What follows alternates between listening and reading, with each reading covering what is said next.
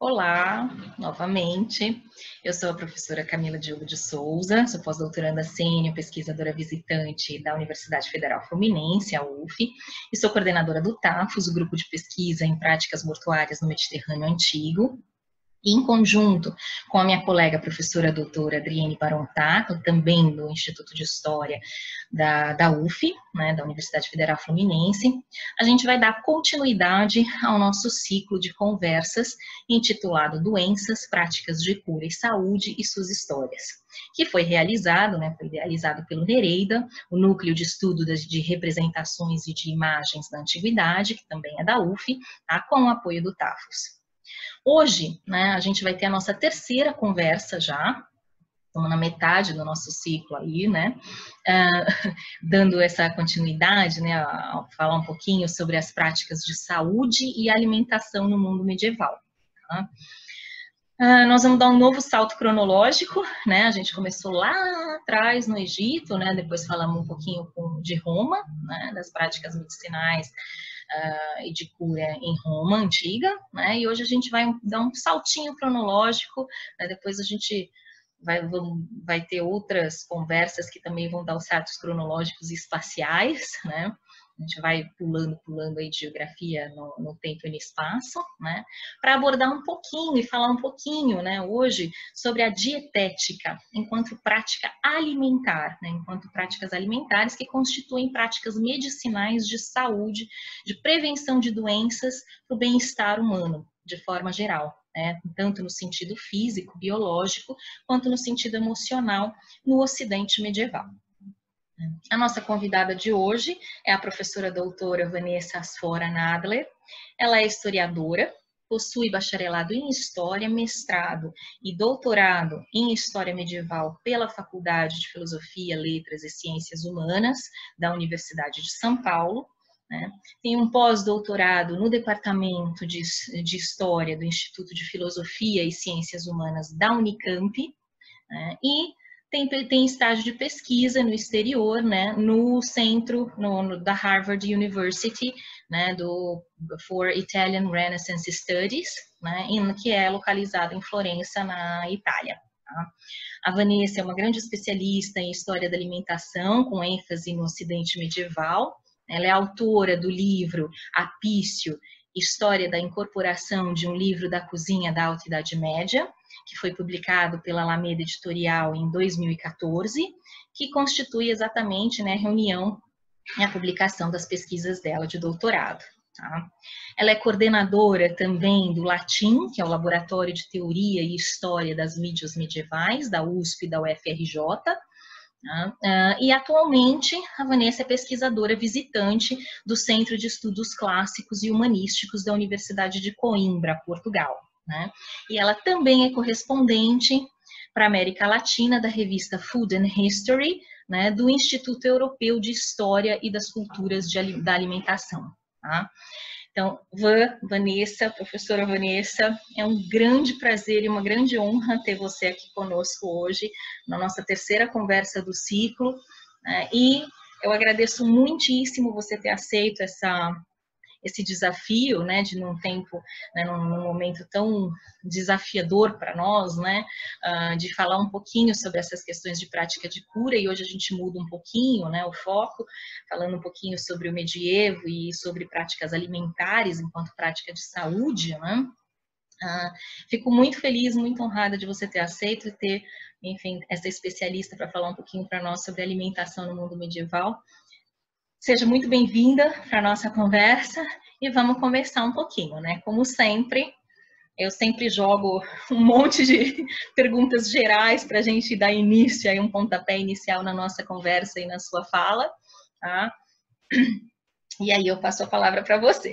Então, vamos lá. Então, nas nossas duas primeiras conversas, né, do ciclo, com a professora Cíntia Gama, sobre as práticas médicas no Egito Antigo, e a segunda com o professor Yves Laurent, Roland, desculpa, também sobre as práticas médicas na Roma Antiga, né, a gente pôde constatar uma grande documentação textual, visual e arqueológica, né, de cultura material, remanescentes humanos, inclusive, né, que tratam sobre os sintomas, as manifestações que são consideradas, ou eram, né, no caso, consideradas no Egito Antigo e na Roma Antiga, como anormais, como patológicas, né, como doenças, que podiam ou não ser tratadas, né, por meio de várias formas, né, de práticas médicas, receitas e prescrições para tratamento, farmacopeia, né, no caso egípcio e no caso romano, práticas cirúrgicas. A gente viu também que essa documentação traz uma grande quantidade de instrumentos utilizados, né, nessas práticas cirúrgicas, e ainda eles também trouxeram para a gente uma grande quantidade de documentação que fala um pouco sobre a formação dos médicos e o processo de terapia e cura, né? Hoje, para a nossa conversa, que abrange um longo período, né, que você vai contar um pouquinho mais para nós sobre essa definição e o que é isso, né, definido como Idade Média, né, caracterizado como Idade Média ocidental, né, a gente vai falar um pouquinho sobre a dietética, né, que você também vai explicar para a gente, né, um pouquinho sobre esse conceito, que é uma prática alimentar, né, enquanto prática medicinal, para tentar garantir a saúde, né, manter uma saúde, um bem-estar dos indivíduos e evitar exatamente que essas anormalidades físicas, emocionais, psicológicas atinjam o ser humano, né? Então, genericamente falando, como que a gente pode definir, já jogo de cara essa primeira questão para você, né? Como que a gente pode definir esse Ocidente medieval e quais as práticas de saúde, então, e alimentação que a gente pode identificar nesse longo período, né? Nesse período de longa duração? E qual a documentação que trata sobre essas práticas, né? Como a dietética, então, portanto, pode ser definida como uma prática medicinal nesse longo período e específico aí de localização e prática de saúde. Bem-vinda, passo a palavra para você. Muito obrigada e vamos lá.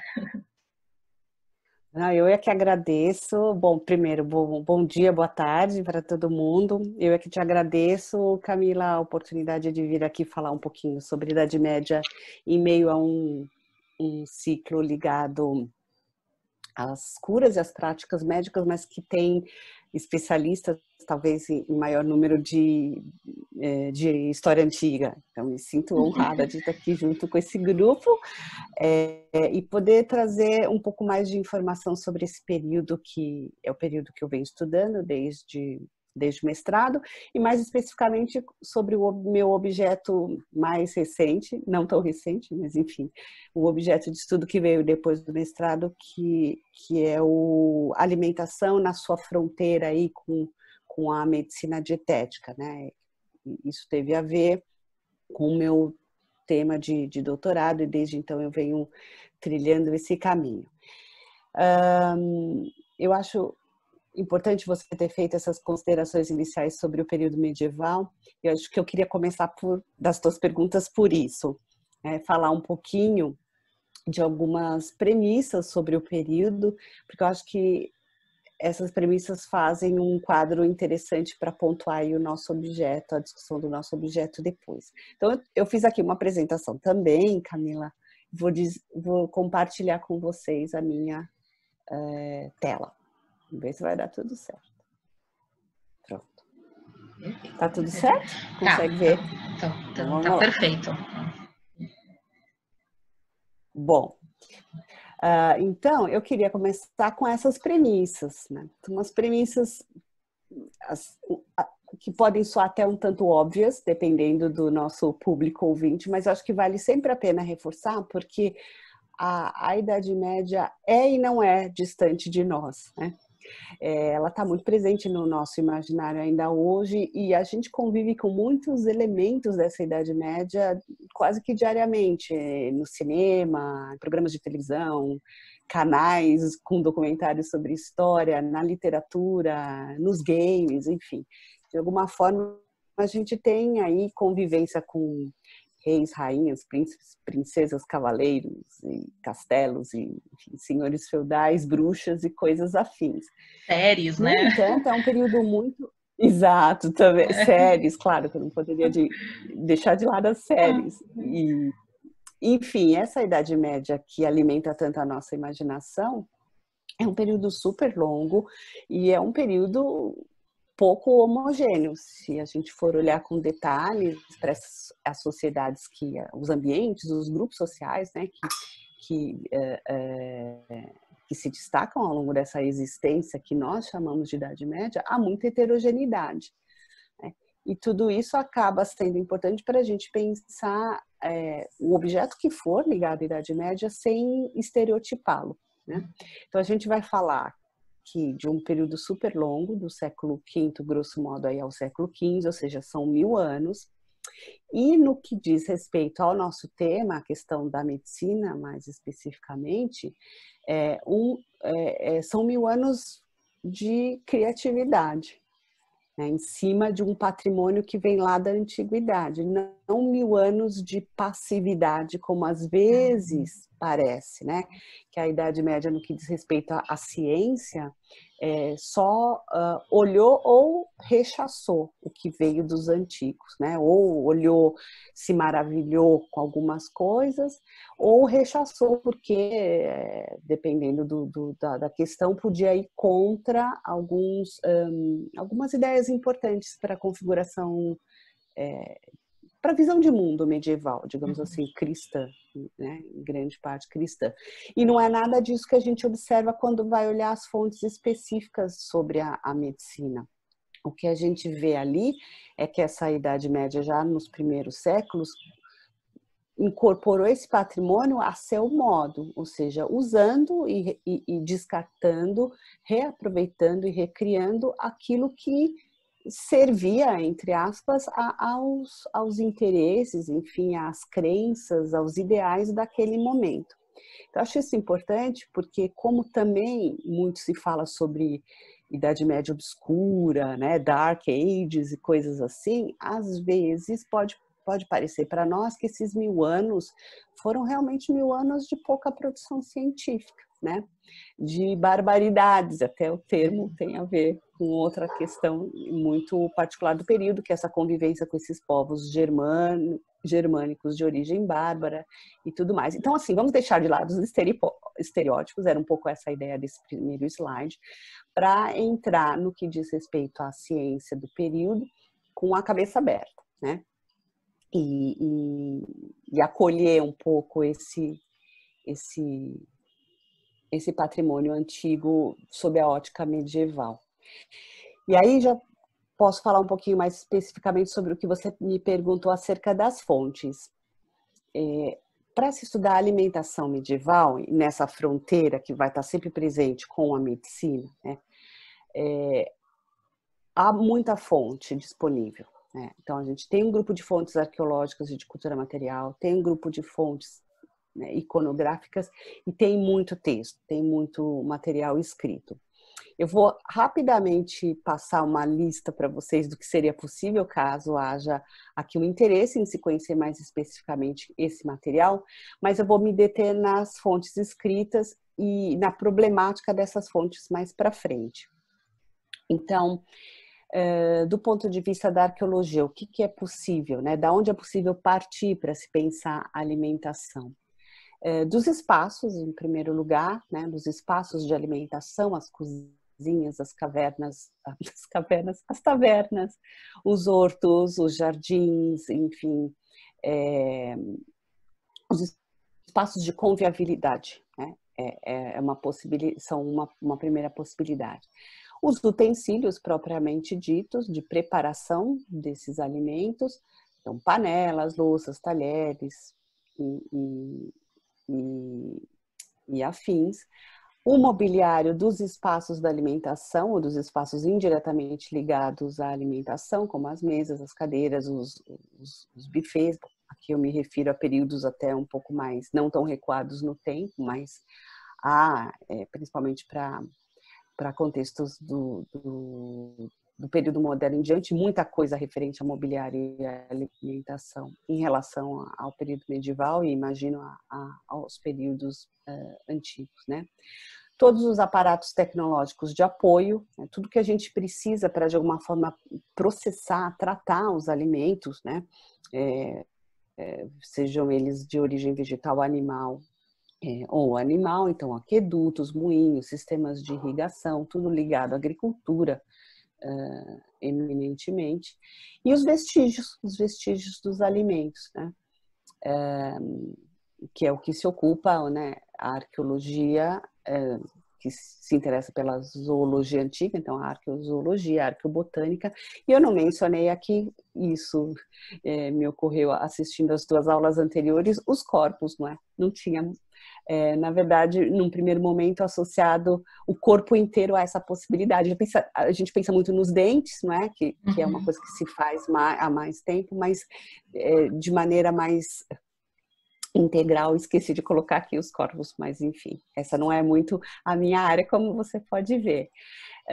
Embora cada vez mais o pesquisador que se debruce sobre alimentação e medicina tenha procurado trabalhar com um diálogo entre as fontes, porque para medieval, quero dizer, porque como vocês vão perceber, há muitas lacunas, há muitos buracos, e trabalhar com um tipo específico de fonte apenas é empobrecedor muitas vezes.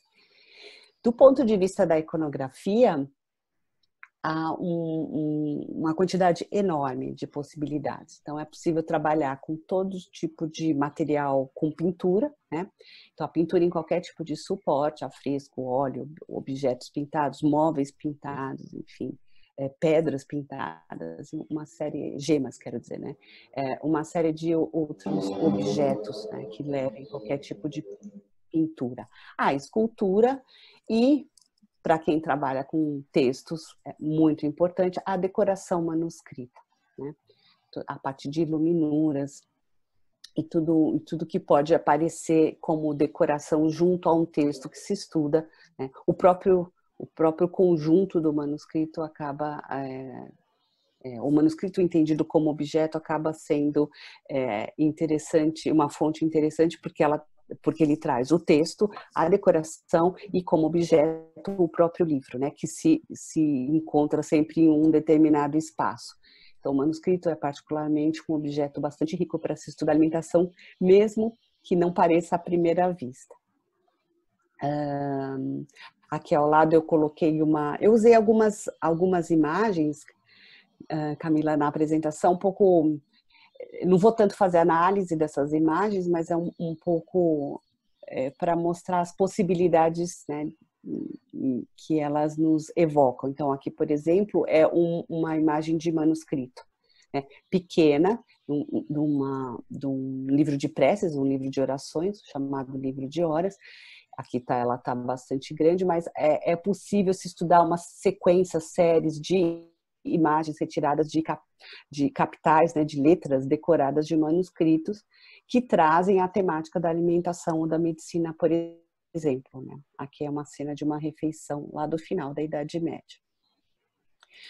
Bom, e aí chego às fontes escritas, que abrem um rol de possibilidades enorme, porque aqui a gente tem desde fontes de natureza econômica até as filosóficas e médicas. Então, essa é uma lista que não se esgota as possibilidades, a gente pode estender essa lista para muito mais itens, mas de forma geral traz aí uns itens importantes. Por exemplo, registros de impostos e de transações comerciais, porque no período medieval era bastante comum se fazer operações comerciais sem uso de moeda e com uso de itens alimentícios, produtos. Então, por aí, embora a natureza do documento aponte questões que à primeira vista não digam respeito a hábitos alimentares, é possível inferir algumas coisas sobre isso pela moeda alimentar que eles utilizam, digamos assim. Testamentos e inventários, que via de regra nos trazem listagens de objetos ligados aos espaços do comer ou à execução, à preparação. Livros de contas de casas, via de regra, senhoriais, né? Casas de pessoas abastadas que conseguiam ou que precisavam, de alguma maneira, gerir a administração daquela propriedade. E aí listava o que havia ali. naquela casa. E o que a gente encontra nessas contas? Operações de compra e venda de alimentos, operação de compra e venda de objetos também ligados à alimentação, móveis, etc. Os manuais de gestão doméstica,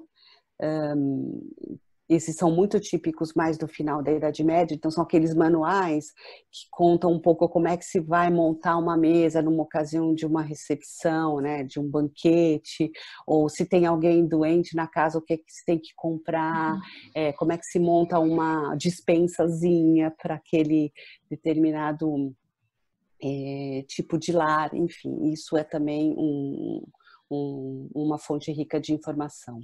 Os dados populacionais, a demografia nos conta um pouco sobre práticas alimentares, a legislação, as regras e os costumes religiosos que talvez tenham sido os documentos escritos mais explorados, não da ordem médica nem da ordem econômica, então, porque a organização da comunidade de religiosos pressupõe pensar como é que se faz o abastecimento daquela comunidade, como é que se distribui o alimento, como é que são as refeições. Então, é uma documentação que tradicionalmente é bastante estudada. As vidas de santos, porque os santos comem e bebem, ou deixam de comer ou deixam de beber, então sempre há menção à alimentação. Os tratados de boas maneiras, que ficaram super célebres com o Norbert Elias, que estuda os tratados lá da virada do período medieval para o período moderno, as correspondências, e aí vou chegando um pouco na nossa praia de hoje, que são os tratados de história natural, os textos médicos, os livros de cozinha e as receitas, o conjunto de receitas.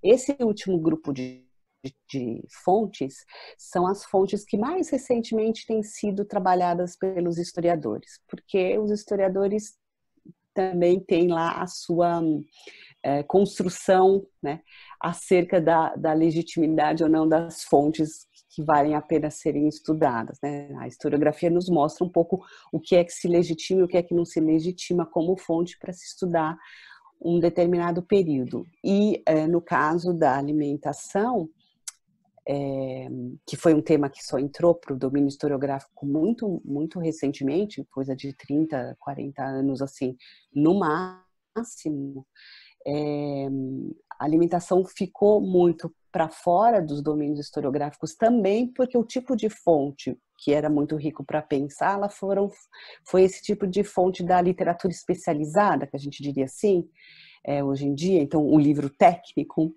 que era pouco considerado, né, como possível de ser explorado. Então é um pouco desse tipo de material que eu vou falar daqui para frente. Então vamos lá. Agora, pensar a alimentação na Idade Média, como é que é isso? Tem todas essas fontes, mas como é que eu acesso essa informação? Olha, uma coisa muito importante da gente pensar é que a Idade Média tem oficialmente um discurso sobre a comida que é de produção eclesiástica, da igreja. É um discurso produzido no âmbito da igreja. E esse discurso sobre a comida produzido pela igreja cristã vê a comida sempre assim com os olhos, como a gente diz, de soslaio. O tema da comida é sempre um tema cheio de tensões para o cristianismo. Porque a gente sabe, não vamos aqui gastar tanto tempo com essa questão mais teológica, mas a gente sabe que na origem estávamos todos lá no paraíso até que Adão e Eva cometem o pecado original e somos todos expulsos desse espaço paradisíaco para viver uma existência neste cosmos de sofrimento, de doença, de trabalho. Esse pecado original, que aparece muitas vezes representado com a Eva comendo a maçã, tem uma associação muito grande com o pecado do corpo, o pecado cometido porque se queria comer aquela maçã ou porque há um debate enorme sobre a natureza do pecado original, se ele foi um pecado da gula ou se ele foi um pecado da alma, do orgulho, da soberba. De qualquer forma, essas duas dimensões, elas meio que se sobrepõem e revestem o ato do comer a maçã, ou seja, o ato de se alimentar, com uma carga muito negativa. né? E daí deriva uma série de questões ligadas a essa possibilidade de incitar o pecado que a comida tem, né? A comida, não a comida como nutrição, para o corpo se manter vivo, mas a comida pelo prazer, pelo desfrute.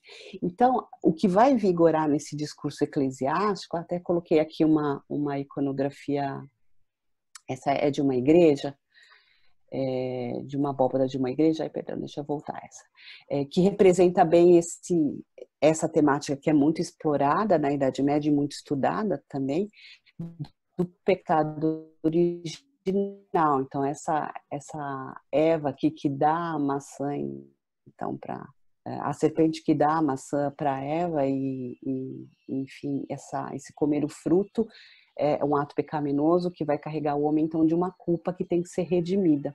Como é que se redime a culpa, dentre tantas outras coisas? Contendo o corpo, não se entregando às coisas do corpo, não se entregando aos prazeres do corpo, das sensações que o corpo produz, e comer é uma delas. Então, é sempre muito tenso falar sobre comida no discurso eclesiástico. Então, a opção é não falar, ou falar de comida sempre pela negativa, o não comer, o não se entregar, o não sentir prazer com isso. Então, se a gente vai a um determinado grupo de fontes, Camila, a gente não acha nada sobre o que se comia. A gente sabe que, óbvio, a alimentação está ali, mas não se acha detalhes, não se acha. É bem difícil. E a gente sabe que, por outro lado, mesmo no discurso cristão, esse corpo, ele é um corpo sagrado, porque na narrativa cristã, no final dos tempos, esse mesmo corpo vai ressuscitar. E a gente vai viver eternidade nesse mesmo corpo. Se tão maltratado a ponto de não receber cuidado nenhum. Então, o corpo tem uma posição muito ambígua, e eu estou generalizando porque o discurso teológico também não é um só, no período, nos tais 1000 anos, mas enfim, para dizer que para falar de alimentação na Idade Média, a gente precisa falar de corpo, e para falar de corpo a gente precisa falar de teologia, dentre outras coisas, e entender esse lugar difícil. Porque via de regra, e aí tem uma outra imagem que eu gosto bastante, o que se valoriza? O não prazer, né? O corpo que se abstém, então, de alimento, não é no nível zero, porque a gente sabe que zero comida é morte, e o corpo tem que ficar vivo para ressuscitar no final dos tempos. Então, é um corpo que se alimenta ao mínimo possível, que se entrega de preferência a comportamentos de jejuns e abstinências. É por isso que o calendário religioso cristão tem tantos períodos de jejum, né? Porque se não se faz isso, se peca, né? Se dana, né? No sentido de danação. E essa é uma imagem muito característica daquele que se entrega aos prazeres da mesa. Então ele é um monge, né? Dá para se perceber, mas as feições dele são de macaco, né? Então é uma associação com o bestial, com o animalesco. E não é isso que se quer, né? Não é isso que se quer. O que se quer é, de alguma maneira, se relacionar com a comida como se faz no banquete celestial. A comida está na mesa, mas ela não importa. O que importa é o que está lá em cima, no céu, né? E essa é uma outra iluminura que é bastante clara em relação a isso. Então, estão os religiosos em volta da mesa e parece que a mesa gera pouco interesse. Ninguém está olhando muito lá para as avezinhas nas travessas, e a gente sabe que as aves eram bem consideradas, principalmente nesse período aí do século XV, né? Então, a ideia é dessa refeição que nutre o corpo sem passar pelo corpo. É muito louco isso, né? É um pouco como a hóstia, né? Que é o corpo de Cristo, e o vinho da missa, que é o sangue de Cristo. Não é o pão e o vinho. É um veículo para acessar uma outra coisa, né? Então, essa é a ideia de comida. E é por isso que eu trabalhei um pouco lá no meu doutorado, com a ideia da anticomida, né? Então, é a cozinha que não...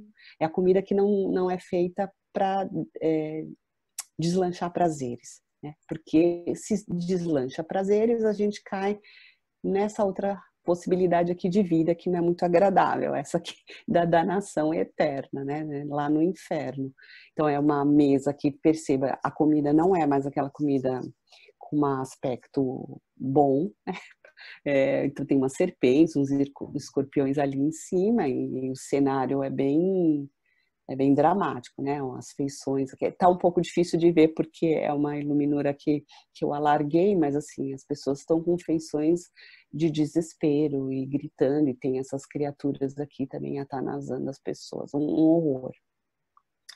Enfim, então a gente precisa ter ciência disso e perceber que se a gente for estudar a alimentação só com base nisso, a gente não chega a lugar nenhum, a gente só vai chegar nesse discurso sobre o pecado, né, da gula e, enfim, dos aspectos negativos da comida. Uma outra possibilidade, então, seria estudar a comida por uma via pouco explorada até alguns anos atrás, que é a via médica. Então, vamos estudar a alimentação pela via médica, que também coloca limites, mas alarga um pouco mais as nossas possibilidades, de maneira a trazer algumas informações que depois a gente pode cruzar, por exemplo, com os dados sobre agricultura. Porque os dados sobre agricultura, sobre produção, eles estão lá, mas eles são muito secos, vamos dizer assim. Então, é muito sobre o que se cultiva, quando se cultiva.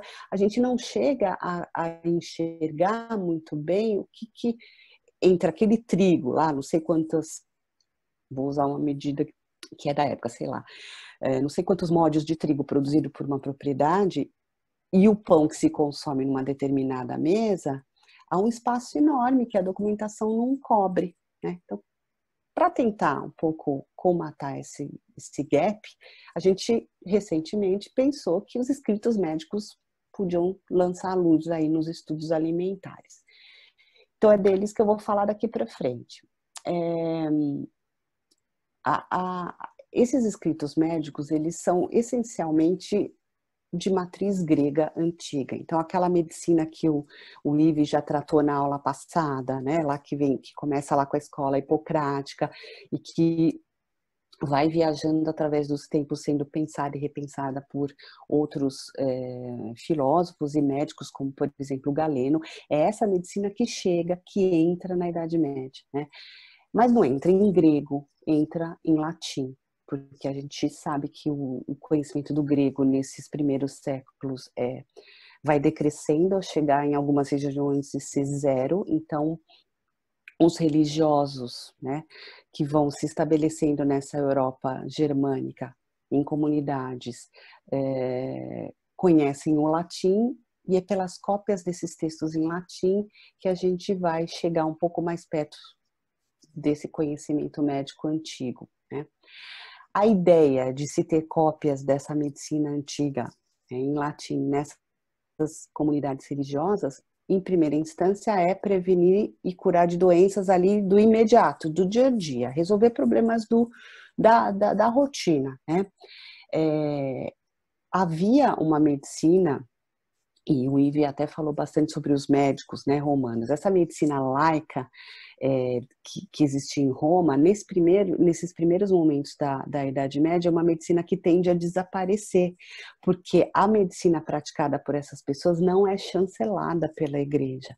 A medicina, vamos dizer assim, né, não censurada, né, aceitada, é a medicina que pode ser lida por esses agentes religiosos. Então, o médico laico, ele vai sendo figura cada vez menos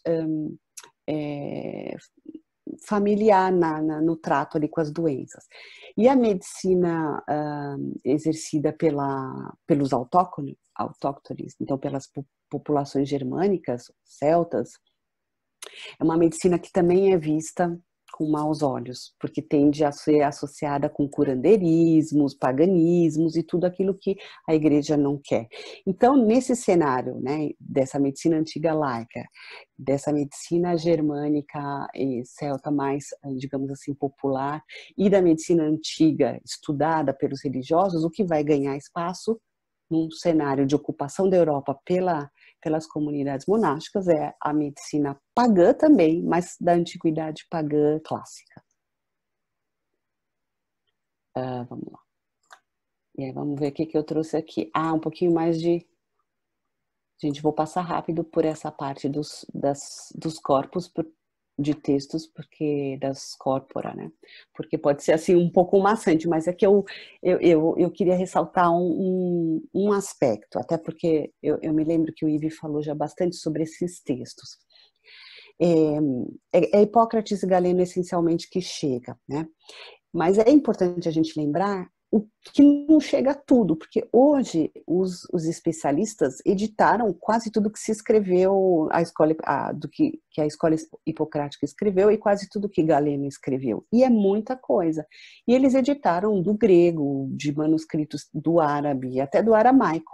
Então, hoje, quando a gente vai olhar o que é o corpus hipocrático, o que é o corpus galênico, tem muita coisa, mas não é tudo isso que, num primeiro momento, chega para a Idade Média. Então, é importante porque às vezes a gente vai fazer uma pesquisa sobre um determinado assunto e se baseia em fontes editadas do século XIX para cá, mas algumas não eram conhecidas. Alguns desses textos não eram conhecidos no período medieval inteiro, só foi numa parte. Enfim, são coisas importantes da gente lembrar. Então, por exemplo, do Corpus Hipocrático, de 66 textos de medicina, né, não estou contando o juramento nem as leis, digamos assim, assinados por Hipócrates, entram no período medieval, lá no início, esses textos que estão listados aqui somente. O Ares, Águas e Lugares, os aforismos, doenças de mulher, da natureza do homem, prognóstico e da dieta. Não é que o pensamento hipocrático não tenha adentrado por outras vias indiretas, porque havia pensadores que usaram Hipócrates e escreveram outros textos, mas é importante que a gente saiba isso, né? E em relação a Galeno, fica muito mais complicado, porque os textos de Galeno, que são muitos, olha, até 2008, 140 foram editados, e ainda há textos que não foram. Essa produção, que é super grande, a maior parte dela só foi traduzida para o latim no século XI, a partir da virada do XI para o XII, diferente de Hipócrates, né? E também não quer dizer que não se conhecesse o pensamento galênico por vias indiretas, mas é um dado que o pesquisador atento precisa levar em conta. No primeiro momento lá da Idade Média, né, na Alta Idade Média, o que se conhece associado a Galeno são os comentários aos aforismos e aos prognósticos de Hipócrates, o texto chamado Arte da Medicina, sobre os pulsos, e a terapêutica para Glauco. Então, isso é para pontuar um pouco que a bagagem que entra é uma bagagem grande, é uma bagagem importante, que entra na Idade Média, mas uma bagagem cheia de filtros e que a gente precisa prestar atenção para os filtros.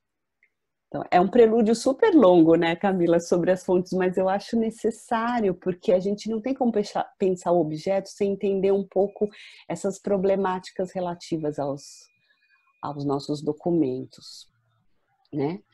E aí, bom, o que a alimentação tem a ver com isso, né? Eu vim aqui para falar de alimentação e medicina, então vamos falar mais especificamente disso? Vamos. Então, olha lá. Alimentação tem a ver com dieta, né? E a Camila falou, vamos falar sobre a dietética hoje, e é isso mesmo. Mas essa associação com a dieta é uma associação um pouco diferente da associação que a gente faz hoje em dia. Para a gente, alimentação e dieta estão ali muito realmente próximos. Mas o que a gente vai trabalhar nesses slides daqui para frente é uma noção de dieta, uma concepção de dieta muito mais ampla. A concepção de dieta antiga, ela abrange outros aspectos da vida do indivíduo, que não é só o comer e o beber. É um estar no mundo e coisas que envolvem esse estar no mundo. Por exemplo, a relação desse indivíduo com o ar que ele respira e o local onde ele vive, o meio ambiente. Os movimentos que o corpo dele faz, a gente poderia dizer, isso aí é um pouco atividade física, mais ou menos isso, né?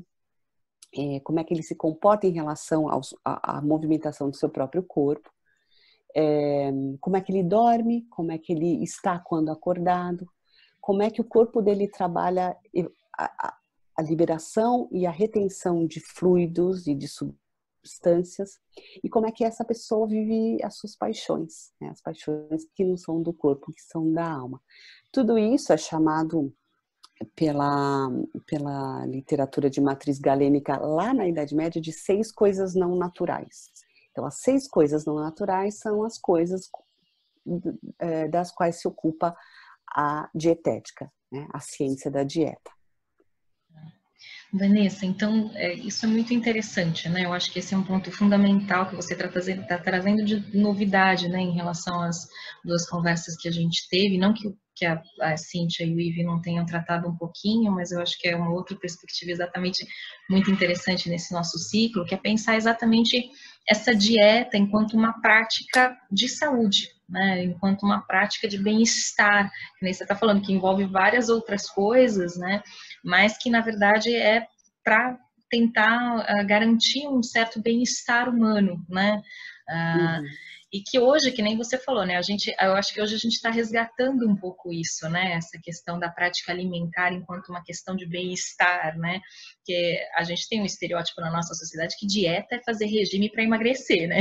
Agora eu vou ficar Exato, viajando, exato, mas é um pouco isso, né? Assim, e não exato. é só isso, né? Não é pelo contrário, né? Ela é uma prática de saúde, como você colocou, né? Está colocando. Então é isso, né? Então existe essa perspectiva, né? Essa abordagem na Idade Média do que é dieta, então, né, de uma prática de saúde para gerar um bem-estar humano, seja na parte biológica, física, que nem você falou, é uma necessidade, claro, porque senão a gente morre, né, ou se a gente não se alimenta, né, mas, além disso, é uma prática de saúde mental, né, emocional, psicológica e até espiritual, né, acho, não sei se poderia estar relacionado nesse caso, você conta um pouquinho mais para a gente, então, sobre isso? Vou contar, mas é isso mesmo, Camila. Eu acho que você pegou num ponto interessante que é como hoje nós temos começado a ampliar um pouco mais o olhar para a noção de dieta, não como dieta alimentar, né? Mas como essa postura diante da vida, de como levar uma boa vida. Isso vem mesmo dos antigos, essa ideia é antiga. Mas o que a Idade Média faz, ela talvez agrupe mais, ela trabalhe mais essa ideia de forma segmentada, a ponto de criar um texto, a gente vai falar disso lá na frente, específico para orientar a condução da dieta no dia a dia. Um texto que não é só do médico, mas é um texto que eu ou você, como usuários, podemos adquirir, né? Usuários de um certo extrato, obviamente, no período medieval, não é qualquer um que tinha um livro como aquele, mas como é que eu posso orientar a minha vida nessa direção de estar bem nesta vida, né? E até escolhi essa iluminura para o slide, que é de um compêndio de textos médicos variados, que tem um banho e essas 2 pessoas conversando no banho, e aí não dá para saber muito bem o que tem aí em cima, né, dessa tábua em cima, que faz às vezes um pouco de divisória de mesa dessa tina de água, porque em princípio não é a imagem que nos vem à cabeça quando a gente pensa em dieta, mas isso tem tudo a ver com dieta, né? Então vamos lá. Bom, então vamos chegar um pouco mais nessa questão do bem-estar até a parte não física. Vou fazer aqui um caminho para ver se te respondo, Camila, lá na frente. Bom, só para frisar, a dietética é o ramo da medicina que vai cuidar, que vai pensar, teorizar fazer recomendações sobre a dieta. Isso já vem lá da medicina hipocrática galênica. Os outros 2 ramos, que são ramos sobre os quais eu não vou falar muito hoje aqui, são a cirurgia, e o Ivi falou bastante sobre isso, né? E a matéria médica ou a farmacopeia, né? Na Idade Média eles preferiam utilizar essa terminologia, matéria médica. E é bem interessante, né? Do que se faz a medicina. Isso aí é basicamente o segmento dos remédios, dos medicamentos. Então, a dieta, ela dá esses instrumentos para nortear a nossa vida, ela dá regras, parâmetros para a gente seguir a vida, que não se restringem, como mostra aqui essa iluminura, apenas a tomar um medicamento, né? A gente pode conduzir a vida no sentido do bem-estar sem usar preferencialmente remédios e intervenções cirúrgicas. É a terapêutica de preferência na Idade Média, né? Inclusive do ponto de vista dos textos enciclopédicos, como, por exemplo, o de Isidoro de Sevilha, há uma grande resistência com a questão da cirurgia, né? Se fala um pouco mal do uso de ferros que, né, entram no corpo, enfim, isso deve ser evitado. É uma ideia até que se reproduz bastante. Então, se pudermos ficar só com a dieta, a gente já faz muita coisa pelos nossos corpos, né? E um outro ponto interessante diz respeito a essa necessidade de conhecimento do cosmos, né? Porque se a gente olhar aqui, quando se fala em ar e ambiente, né? Voltando aí um pouquinho, e quando se fala em paixões da alma, a gente está indo para além do corpo, né? A gente está indo para uma dimensão de interação do corpo com aquilo que está à volta. Então é por isso, e isso tem tudo a ver com uma concepção de medicina que é, a gente diria hoje, holística, né? Que tem a ver com aquela teoria humoral que o Ives também já falou, e que necessita que o olhar do médico não se atém apenas ao corpo e aquilo que o corpo põe para dentro, seja remédio, seja comida, mas como o corpo se movimenta em tudo. Então, esse médico ele precisa saber sobre geografia, sobre astronomia, astrologia, sobre os ventos, as marés, as luas, ele precisa saber sobre animais, ele precisa saber sobre tanta coisa que para nós hoje é terreno de outras ciências, isso não tem nada a ver com a medicina, né? E psicologia também, né? Filosofia, artes, porque as paixões da alma, a religião também, né? A própria teologia no período medieval tem a ver com isso. Então, o universo da medicina na Idade Média é um universo muito amplo. Então, a gente não consegue ficar só num tipo de fonte. Quer dizer, a gente até pode para coisas mais particulares, mas precisa situar essa fonte num quebra-cabeça maior, né? Bom, aí eu tinha feito um slide sobre a teoria moral e tirei um monte de coisa, porque acho que o Ive falou o essencial e mostrou as correspondências entre os 4 elementos, os órgãos do corpo e tudo mais. Então, tirei tudo aquilo e pensei em deixar só esse, só para citar um pouco como é que a teoria moral entra, né? Porque ela é o apoio da dietética. Como é que ela entra na Idade Média? Ela entra através dessa obra que é muito copiada, muitos manuscritos sobre o da natureza do homem, que é um texto da escola hipocrática, parece que foi escrito pelo Políbio, acho que sobrinho de Hipócrates. Enfim, ele foi um parente de Hipócrates. E essa teoria, ela é uma dentre tantas outras teorias morais, né, que existiam na antiguidade, mas é a que vigora, vamos dizer assim, a que ganha força na Idade Média.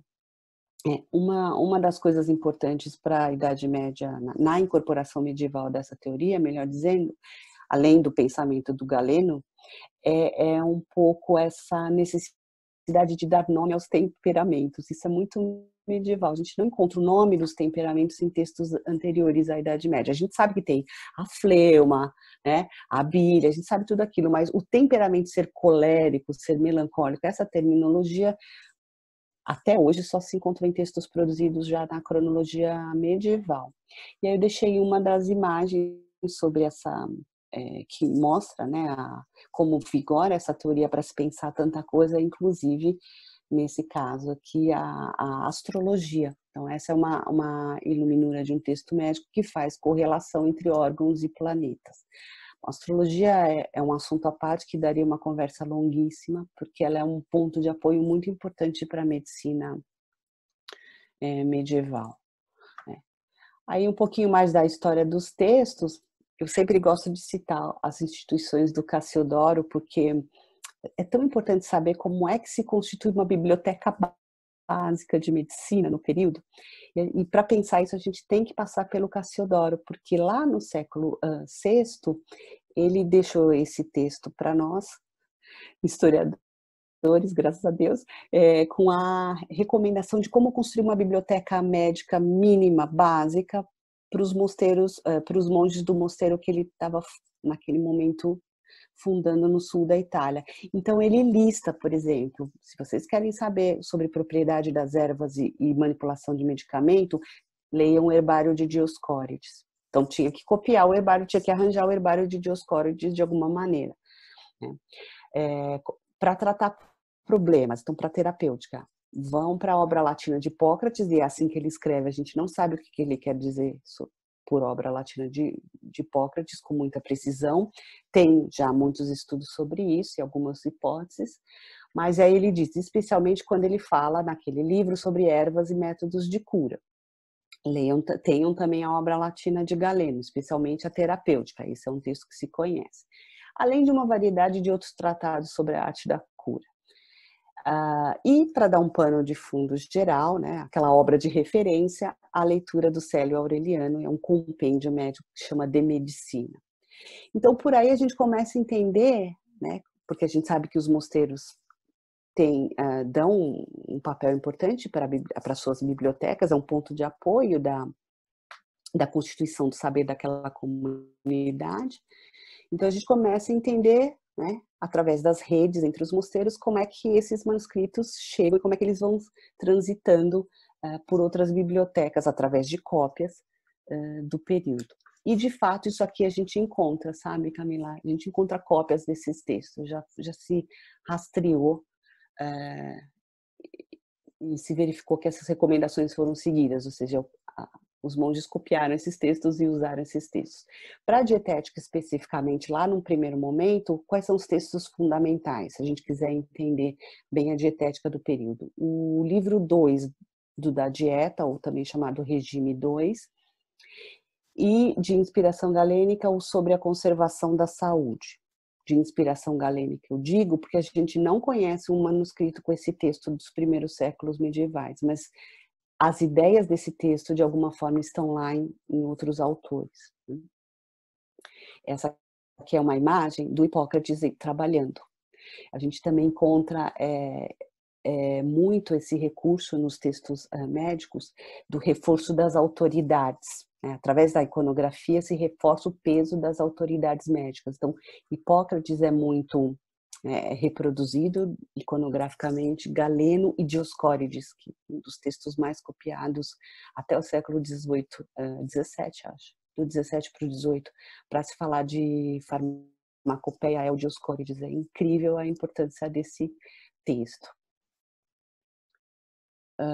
Bom, mas a gente quer saber de dietética, não vai ler só aqueles dois ali, né? A gente quer saber de dietética, considerando que a medicina é esse terreno tão amplo de conhecimento que vai da astrologia à agronomia, a gente precisa então ler, como pesquisador, estou dizendo a gente pesquisador, outros tipos de texto. Então a gente tem que ler, bom, o Dioscórides eu já disse, né? Tem que ler sobre farmácia, farmacopeia, a gente tem que ler enciclopédias que tratam de N assuntos, inclusive medicina, por exemplo, Isidoro de Sevilha, o Rábano Mauro, que produz uma enciclopédia muito importante para o período medieval, e o Plínio, que é lá do primeiro século, né? Roma, mas é extremamente lido, relido, destrinchado. Então a gente tem livros abreviados do Plínio, como por exemplo esse Medicina de Plínio, que foi um autor que a gente não conhece, ou vários autores, que pegou só os trechos de medicina do Plínio e deu uma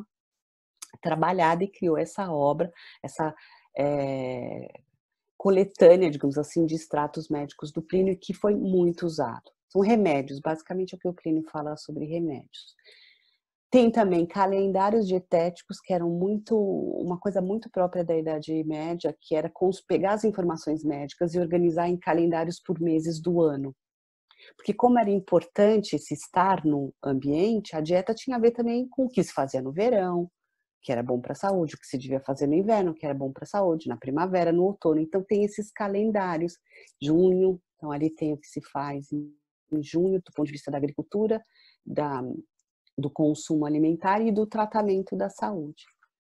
E temos que olhar para as receitas, né? Temos que olhar para as receitas, que é um manancial. Isso aqui, esses receituários são um manancial de informação super pouco explorado, e a gente ainda está por ver a geração que vai se debruçar sobre isso, Camila, porque é muito material em manuscrito não editado, e a gente não sabe ainda quais eram os critérios que colocavam receitas juntas. Receitas que vêm, sei lá, do Dioscórides, do Plínio, de um anônimo, e de repente você tem lá um compêndiozinho de receitas. Né? Então precisa se estudar melhor, entender essas lógicas, né? E, por fim, as epístolas dietéticas, que são as cartas, né, de recomendação para grandes senhores. A gente tem esse material também. Tá. Então, eu vou te cortar mais um pouquinho, né? Pensando em tudo isso que você está falando, que é extremamente interessante, né? Da dieta, como várias práticas, né? Que envolvem exatamente a busca do bem-estar. Quando a gente pensa sobre essas receitas que você comentou agora, indo pensando agora mais na prática de alimentação, então, como saúde, essas dietas e essa dietética, então, não é só um fato de eu comer simplesmente o alimento, mas essas receitas envolvem o quê? Né? Assim, quais alimentos, mas também a forma como a gente come esses alimentos, né? Como a gente ingere esses alimentos. Né? Existem essa prática, né? Envolve não só o que comer, mas como comer também. Você fala um pouquinho disso pra gente, por favor? Então, vamos lá. Sim, não basta saber o que faz, porque hoje, se a gente pensar numa receita hoje, a gente tem lá uma lista de ingredientes, modo de preparo, acabou. Quer dizer, agora até os ingredientes quase não existem, né? Não sei se você já reparou, a narrativa da receita hoje é uma coisa junta, né? Não se separa nem tanto mais ingredientes e modos de fazer. Aqui não, aqui eu tenho alguns exemplos. A informação, por exemplo, botânica na receita, é possível encontrar. A informação astrológica na receita, astronômica na receita. E a informação sobre a forma de consumo. Eu trouxe algumas, eu não de longe consigo explorar esse universo aqui de possibilidades, são só alguns exemplos. Então, por exemplo, essa receita foi extraída da dieta 2. Veja, que é um tratado dietético. Da dieta 2, supostamente, é um tratado. E qual é a nossa ideia de tratado? É um livro teórico. Mas o que a gente encontra no da dieta 2 é um catálogo. A gente encontra um catálogo de alimentos com recomendações. É muito interessante. Então, por exemplo, sobre maçãs.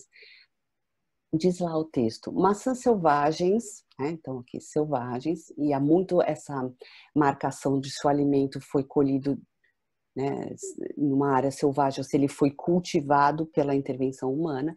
Maçãs selvagens são adstringentes, mas quando cozidas são evacuadas mais facilmente. Então a gente sabe aqui que as maçãs selvagens devem ser ou podem ser cozidas, se consome a maçã cozida, e que ela tem uma propriedade específica quando ela passa por um determinado procedimento culinário. Isso é um procedimento culinário. Cozinhar maçã, hoje a gente faz maçã cozida como sobremesa, não é?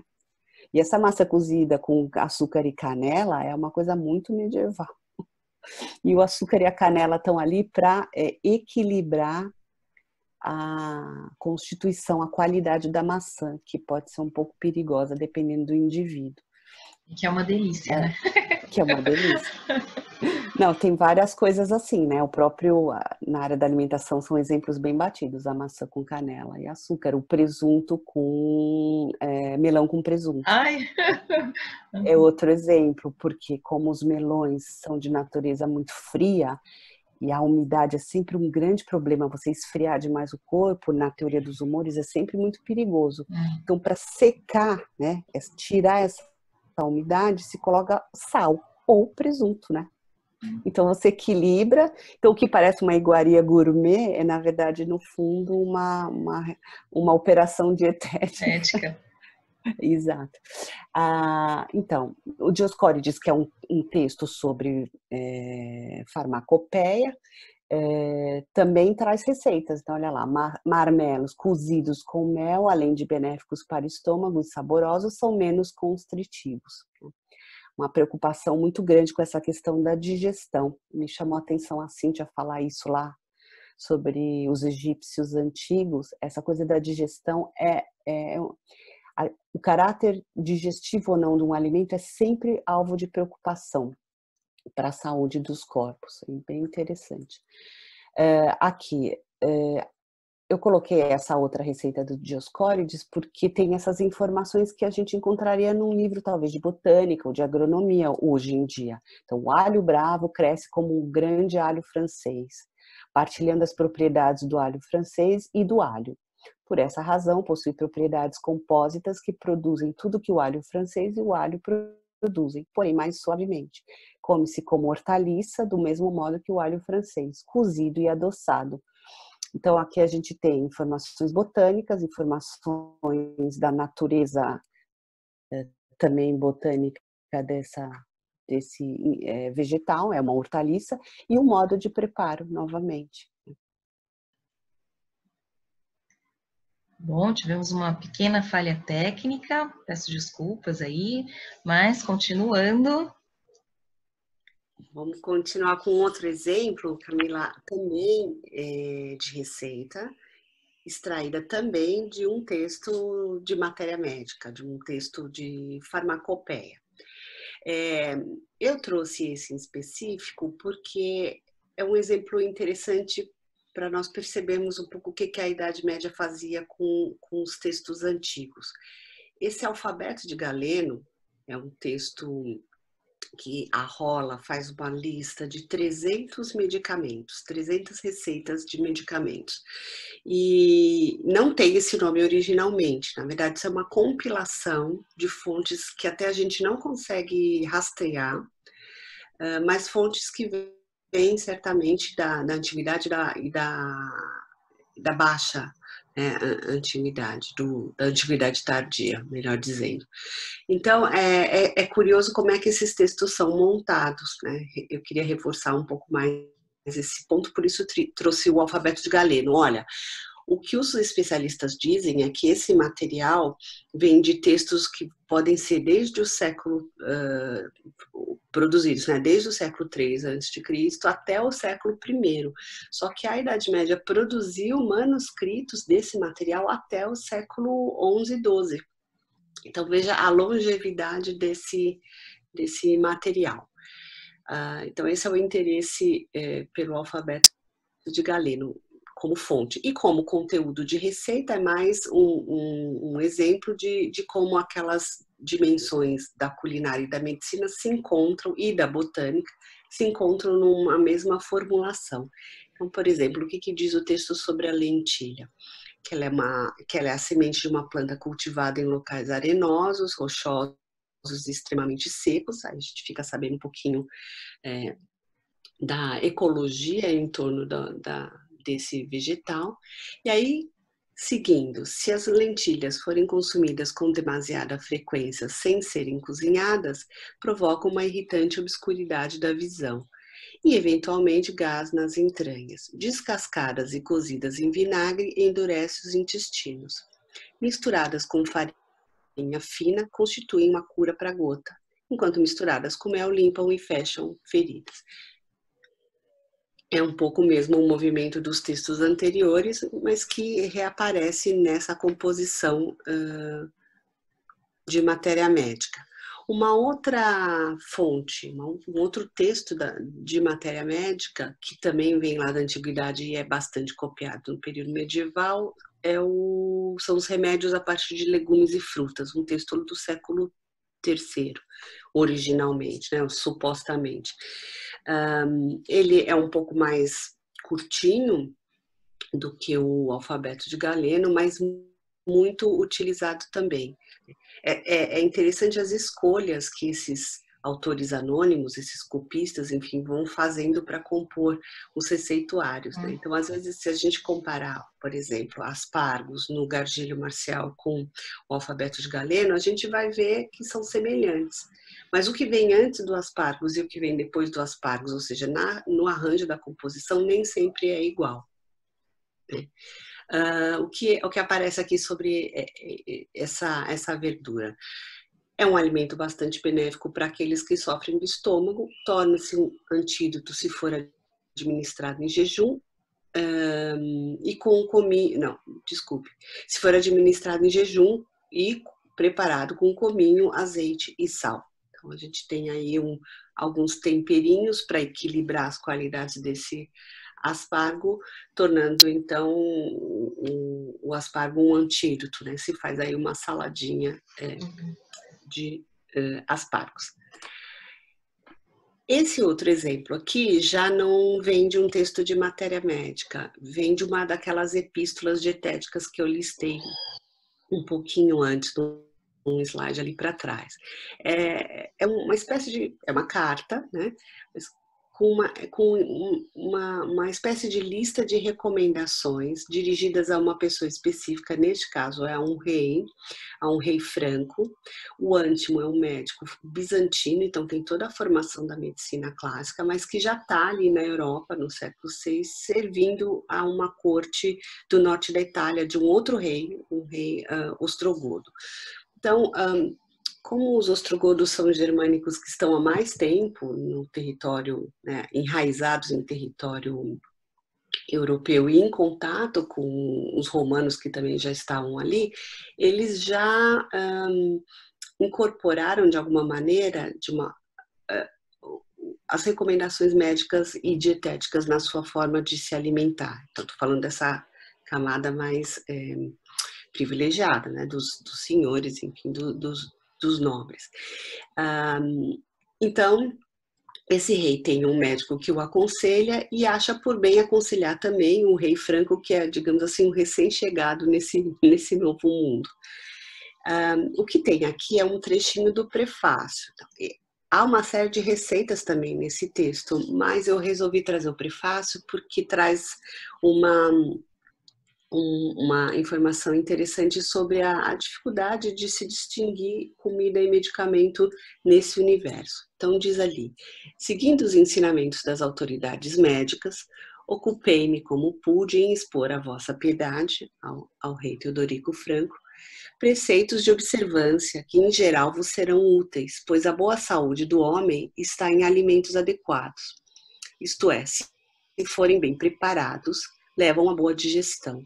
Por outro lado, se não forem bem cozinhados, causam peso no estômago e nos intestinos.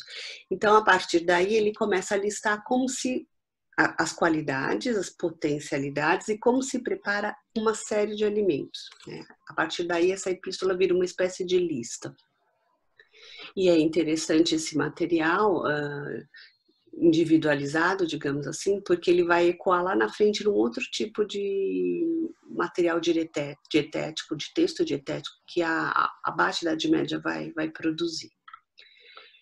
O último exemplo vem do Plínio, que é um texto, a História Natural do Plínio, que é uma enciclopédia, muito conhecida e muito usada como fonte para se pensar questões ligadas ao mundo romano, mas na Idade Média ela continua sendo também muito útil e muito conhecida. Talvez seja uma das enciclopédias mais lidas durante todo o período medieval, porque há algumas que acabam sendo veiculadas mais num determinado período, como por exemplo a enciclopédia do Beda, ou mesmo Isidório de Sevilha, que é um pouco mais conhecido, mas eles não têm a mesma constância no uso, digamos assim, como o Plínio vai ter.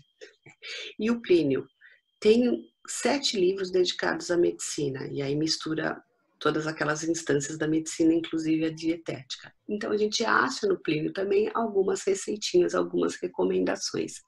Essa, por exemplo, diz respeito à pastinaca selvagem, que é uma espécie de cenoura. E aí o Plínio escreve, ela estimula o estômago, banindo o fastio, se consumida em vinagre e lazer, que é uma raiz que se discute muito se ainda existia lá no período medieval, ou com pimenta e mulsum, que é uma mistura de vinho com mel, ou ainda com garo. Então, novamente, a recomendação dietética e de preparo culinário dessa variedade de vegetal. Então, com isso, eu acho que trouxe, espero não ter cansado muito vocês, mas alguns exemplos um pouco variados desse tipo de texto sucinto e tão abundante no período que são acessíveis. Vanessa, eu te interrompo então um pouquinho. Você citou agora há pouco ali atrás uma certa diferença na documentação, nesse receituário, nesses procedimentos dietéticos da documentação. Então, existe uma mudança, a gente consegue notar uma mudança durante esse longo período da Idade Média em relação a essas práticas, né, na documentação? Se a gente quiser fazer um corte, que é sempre uma coisa um pouquinho arbitrária, mas se a gente quiser fazer um corte entre alta Idade Média e baixa Idade Média, a gente tem que olhar lá para o século XI e XII, essa virada. porque é nesse momento, Camila, que acontece uma coisa que vai realmente dar cores diferentes para a medicina medieval, né? E o que acontece ali? A entrada generosa de novos textos nas bibliotecas dos letrados e dos médicos, né, do mundo. E esses textos aparecem, não sem razão, num contexto de organização mais sólida das formas de ensino, dos espaços de ensino na Idade Média. Então, é aí que aparecem as primeiras universidades, por exemplo. Então, a educação do médico, a educação formal, vai ganhar uma estrutura mais organizada. O que acontecia até então era um ensino sempre nos meios religiosos, né? Então, no meio monástico, ligado aos mosteiros ou às escolas de catedrais, mas de uma forma um pouco mais livre. O que a gente vê com as universidades, livre quero dizer, o que se escolhia para ler e para formar um médico acontecia de uma maneira um pouco mais livre. Não havia um currículo de base, digamos assim. Com as universidades, isso pouco a pouco vai se colocando, a necessidade de se estudar pelo menos, né, algumas obras clássicas para poder proceder e avançar para outros níveis ou níveis mais especializados. E a necessidade de montar esse currículo é também uma das coisas que facilita essa entrada de novos textos que já são até conhecidos, né? Mas muitas vezes para muito poucas pessoas, porque eram textos escritos em árabe, já havia ali um contato com os árabes há um certo tempo, né, na Idade Média, mas nem todo mundo podia ler o que, por exemplo, a medicina árabe lia, né? Nesse momento, esses textos, alguns bons números de textos em árabe são traduzidos, e mesmo textos do grego, textos que não se conhecia até então, são também traduzidos. Então, tudo isso realmente vai mudar a cara da medicina medieval daí para frente, sem perder as velhas bases hipocráticas galênicas, sem perder a farmacopeia, por exemplo, do Dioscórides, mas refinando, ela vai se tornando mais refinada, um pouco mais sofisticada, né? E aí no slide tem a menção a duas escolas importantes, né, núcleos de muita atividade intelectual nessa direção, que a gente sempre deve lembrar quando fala de medicina nesse período. Salerno, na Itália, Montpellier, na França, e também Toledo, na Espanha, que não está aí. Aí eu falei que tinha uma espécie de currículo base. Como é que era esse currículo base? O núcleo principal era a Articella, né? Uma espécie de manual composto por alguns textos. A Articella, que não tinha esse nome na época, mas ganhou esse nome depois, era composta por 2 tratados de Hipócrates, da escola hipocrática, tratados já bem conhecidos, os aforismos e os prognósticos. A gente falou lá atrás que eles, desde o início do período medieval, já haviam sido traduzidos e eram usados. Um tratado de Galeno, que é a arte médica, ou Taine, mais conhecido como Taine. A Isagoge, que era um texto árabe, mas aqui na sua versão latina, traduzida por esse homem da igreja, o Iohannitus, lá no século IX, já começava a ser lida desde então, e ela é tão difundida e tão importante que nesse momento é incorporado, ela não, ele, né? O texto é incorporado ao manual. Há também alguns escritos sobre urina e pulsação, porque são, junto com a dietética, outras estratégias muito importantes no diagnóstico de doenças. Então, era preciso se estudar essas 2 estratégias, né? E para a dietética, que é o que nos interessa aqui hoje, o que eles estudavam, o que eles liam? Trechos daquele mesmo comentário, a Isagoge, trechos específicos de dietética, um texto de Hipócrates chamado Dieta para Doenças Agudas, então o grande texto dietético, da Dieta 2, que sempre foi base para esse tipo de conhecimento vai sendo deixado um pouco de lado. Aquilo já está tão difundido que talvez seja até por isso que nem entre no manual. As dietas universais e particulares de um médico judeu-egípcio. Então, a gente vai percebendo aqui essa marca forte da medicina de origem árabe. Né? Esse segundo momento, esse momento da Baixa Idade Média, tem essa marca também. Né? Essa sofisticação deve-se muito à importância desse conhecimento que vem pela via árabe. E o cânon de Avicena, né, ou melhor, as sessões do cânon sobre dietética são incorporadas então nesse currículo do aprendizado básico, né, do ciclo básico de medicina, digamos assim. Existe um texto, que é o texto dietético por excelência, conhecido talvez muito mais do que todos os outros que a gente falou até agora, que vai se consolidar nesse outro momento da Idade Média, que são os regimes de saúde. Os regimes de saúde são muito interessantes, porque o que eles oferecem aos leitores, e são vários os perfis de leitores. Ele oferece informações bastante didáticas e expressas de uma maneira simples e rápida.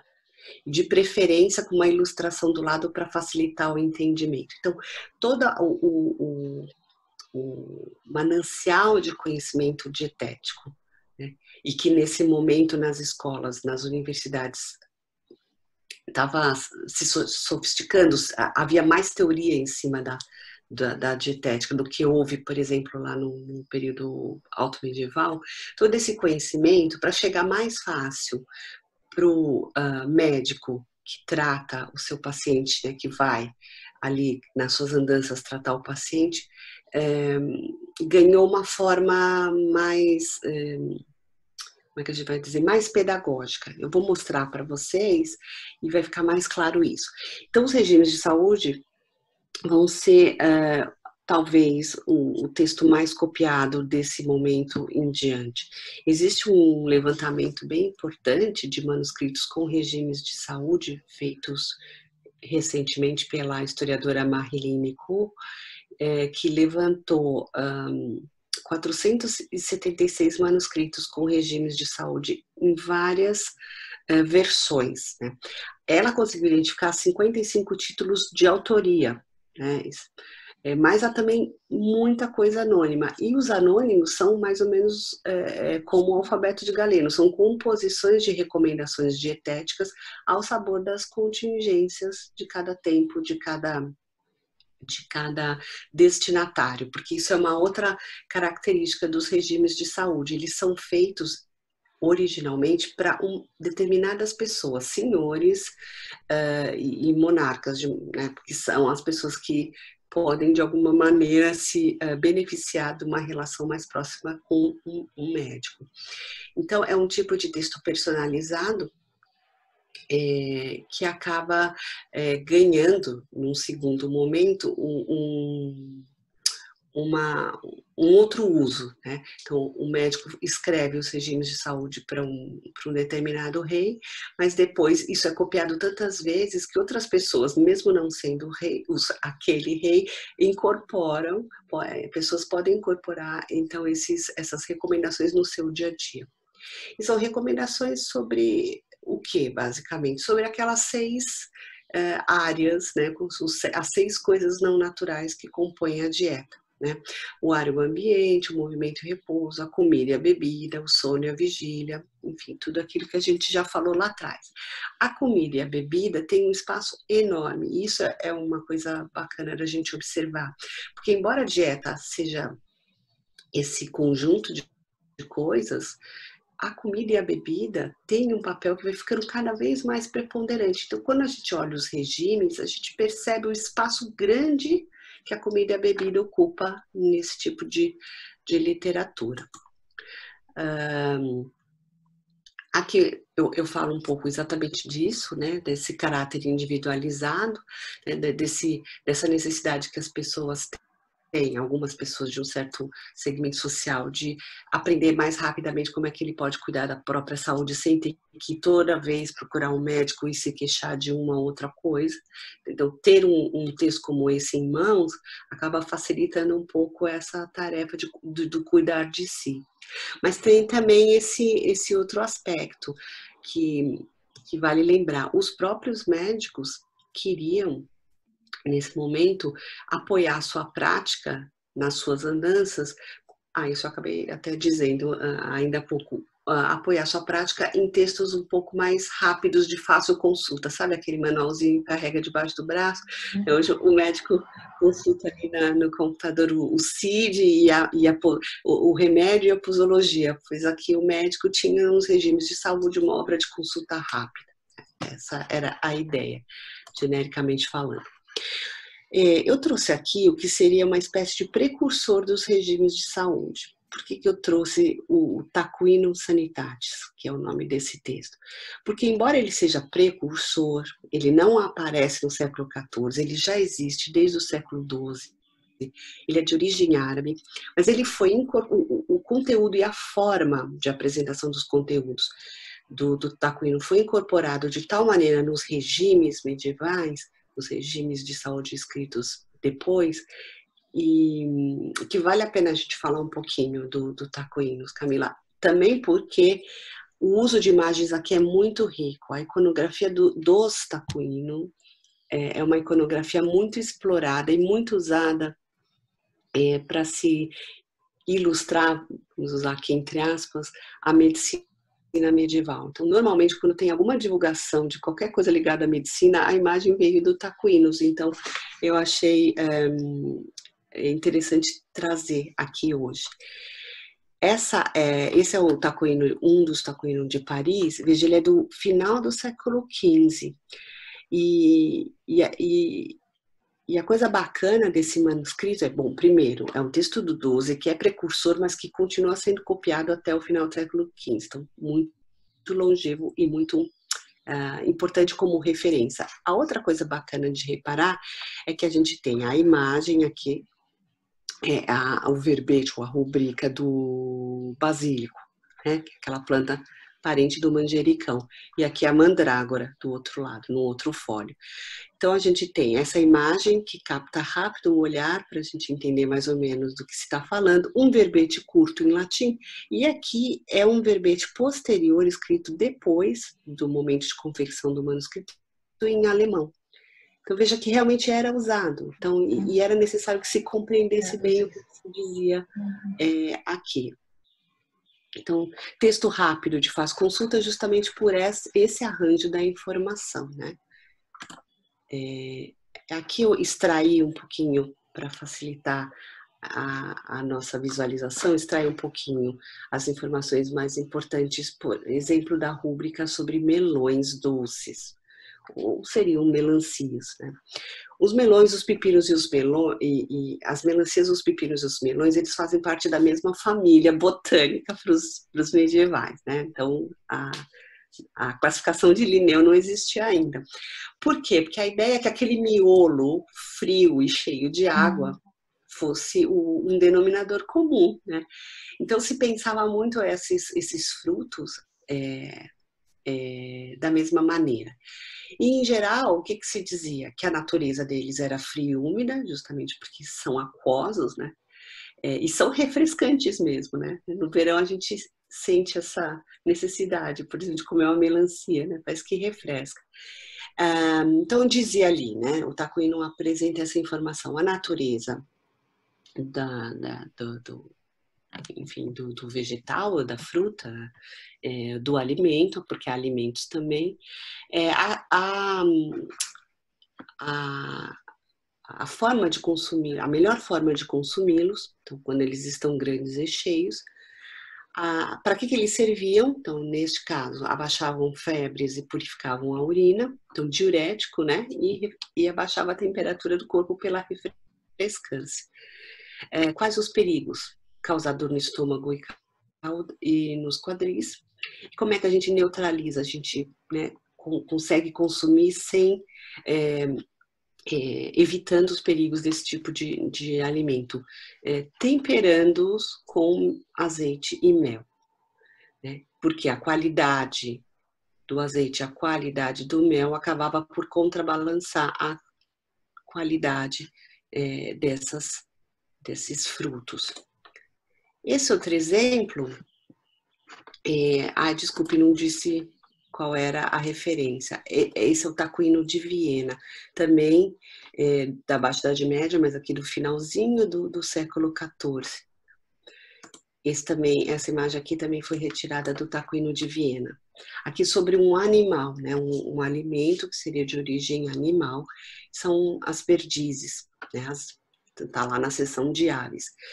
A natureza moderadamente quente, quando é que se consome da melhor forma as perdizes? Quando elas estão gordas. Elas fazem bem as pessoas convalescentes, elas fazem mal àqueles que executam trabalhos pesados. Como é que se neutraliza esse perigo? Cozinhando as perdizes com farinha levedada. E é interessante aqui, a imagem traz uma pessoa que não é evidentemente um camponês, de um estrato superior, a gente vê, é um senhor a cavalo, tem um chapéu que indica a sua posição elevada na sociedade, e ele carrega aqui uma ave, né, de rapina, uma ave utilizada para caça. E ele está, de fato, numa atividade de caça, porque a gente vê aqui os cães, não é? Ajudando aí na caça às perdizes. Bom, então isso é mais ou menos o que continham os taquinos sanitários, que são os precursores dos regimes, e as coisas não vão mudar tanto que nos regimes propriamente ditos, né, depois que o gênero literário é consolidado. Eu trouxe aqui 2 exemplos, há muitos, 2 sumários, né, como exemplo. Um vem do livro sobre a conservação da saúde, escrito pelo médico português, o Pedro Spano, que depois é papa. Então é interessante essa composição em 3 livrinhos, e cada um desses livrinhos tem lá as suas seções. Ele é do final do século XIII.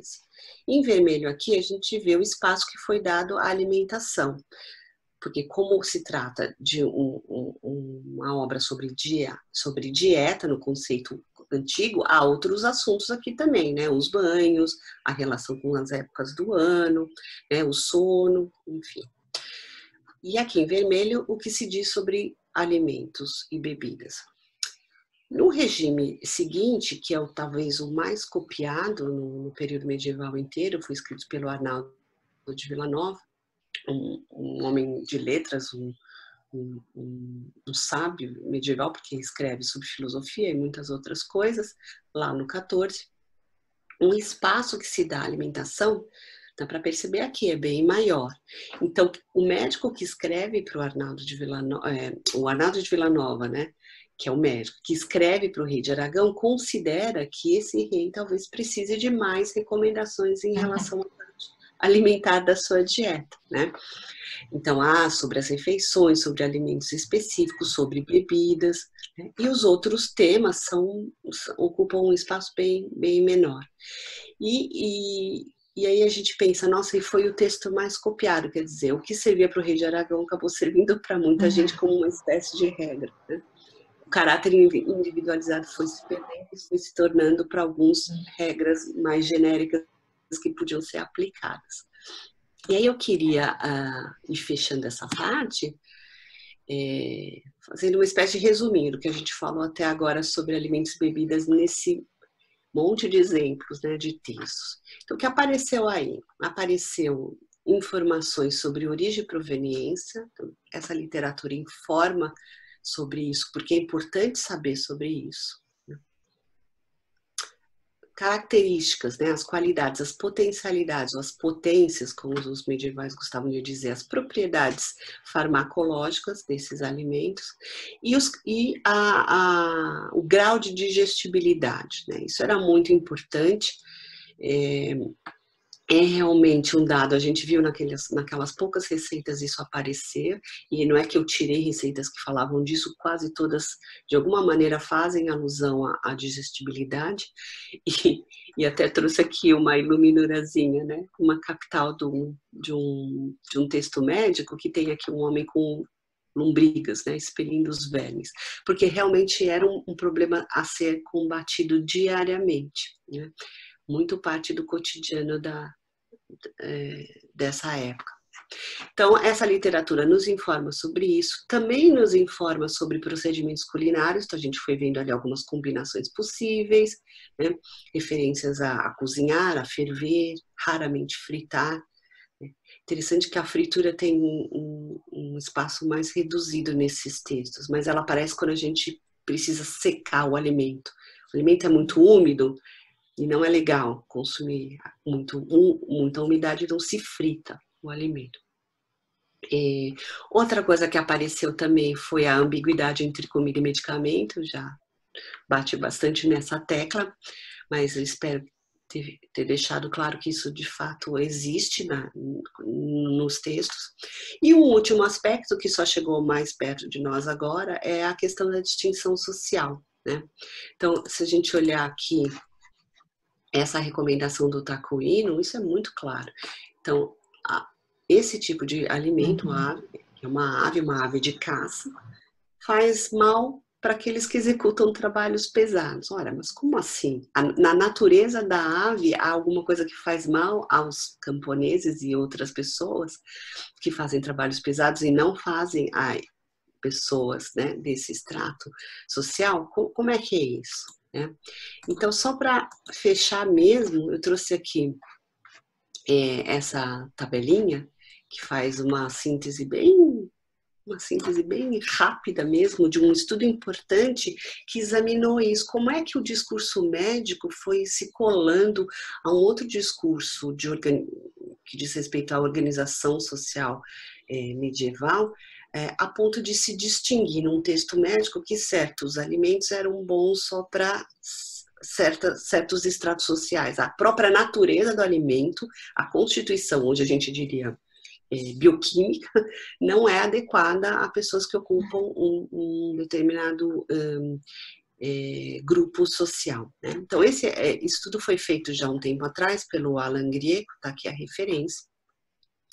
E o que ele observou? Ele observou que essa possibilidade de organização das coisas que habitam o mundo, digamos assim, né, que vinha lá do Aristóteles, não era algo medieval, a chamada escala da natureza, ou a grande cadeia do ser, que basicamente faz o quê? Estrutura tudo o que existe no cosmos a partir de uma hierarquia de cima para baixo. No topo, as divindades, e aí vai se descendo, né, até representações iconográficas dessa escala em escada.